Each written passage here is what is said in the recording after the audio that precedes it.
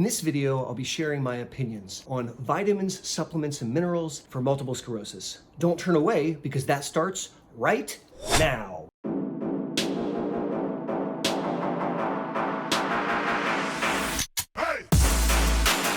Howdy! Thanks for learning about MS with me, Boster. I started this YouTube channel to help my own MS clinic patients learn between clinic visits. And it's my hope that through these videos, I can help energize, empower, and educate families impacted by MS, and that includes you and your family too. In this video, I want to tackle a very commonly asked question in my clinic. What about vitamins and supplements and minerals?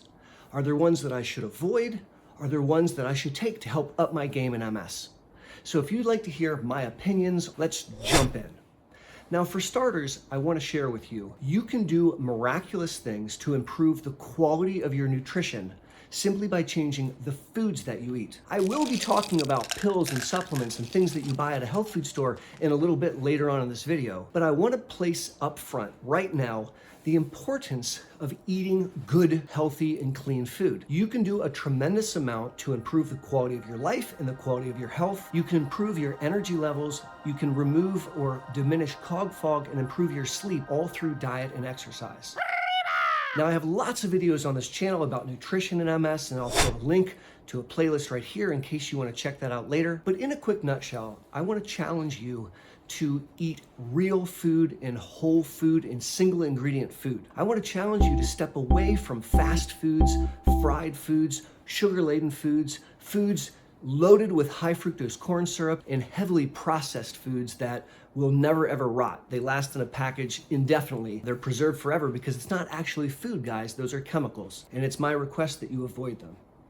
If you can change what you eat, if you can reach for leafy greens and salads that have lots of different colors of vegetables in it, if you can find good, healthy sources of protein, fish, chicken, beef, you can really do a tremendous amount to improve your quality of life. So I'm not telling you not to take a vitamin or a supplement, but I am telling you, long before you go to the health food store, shop at the supermarket with intention of buying good, healthy food. It will make a tremendous difference. The first supplement that I want to talk about isn't actually a supplement, it's water.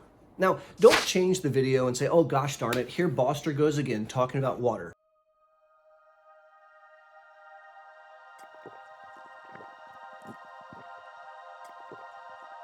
But the reality is, if you are going to make one change beyond cleaning up the foods that you choose to eat, I would ask you to up your water game. Most red-blooded Americans run around massively dehydrated. And when you're drinking soda pop, you're drinking sugar and caffeine and chemicals, and in reality, that does devastating things to your metabolism. It does horrible things to your mood and your energy levels.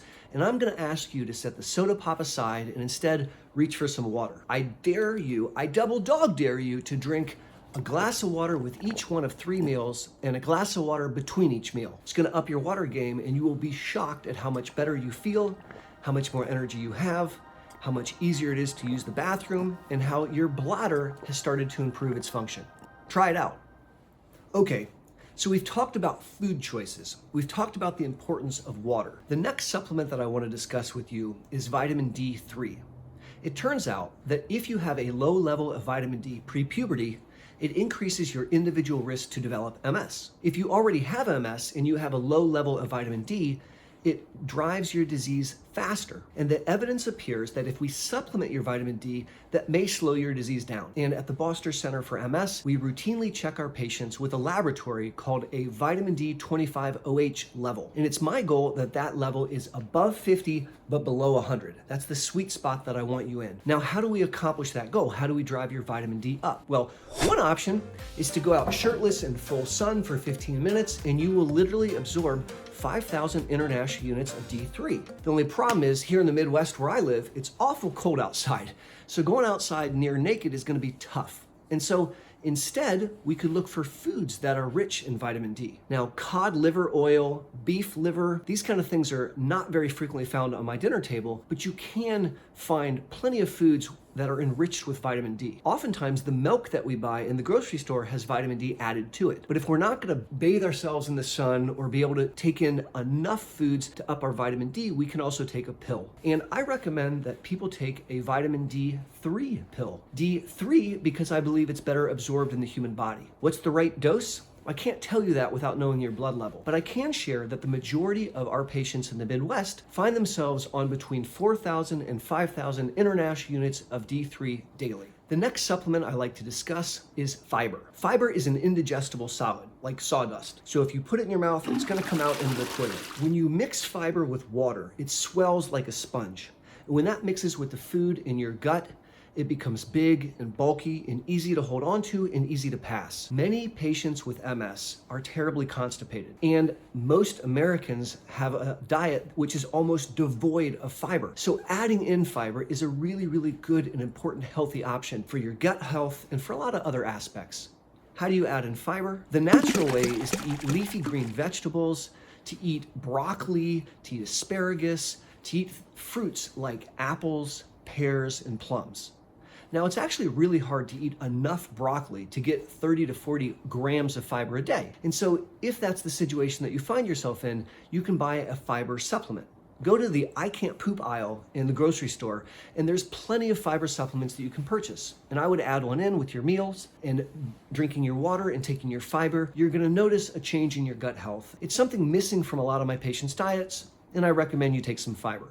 The next supplement that I recommend is probiotics. Now, this is really interesting. It turns out that there are more bacterial cells in a human body than human cells. And almost all of those bacterial cells are located lining your gut. So we have 27 feet of gut, and the whole thing is almost all lined with colonies of bacteria, literally billions and billions of bacteria.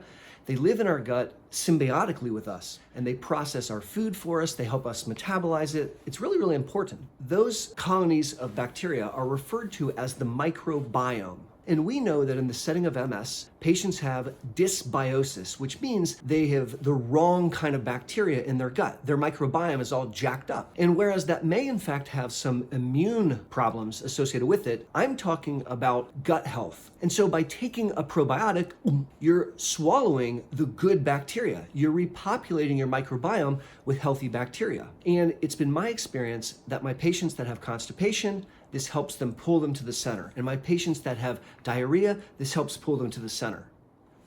So what else, Aaron? We've talked about eating clean. We've talked about upping our water game. We've discussed the value of vitamin D.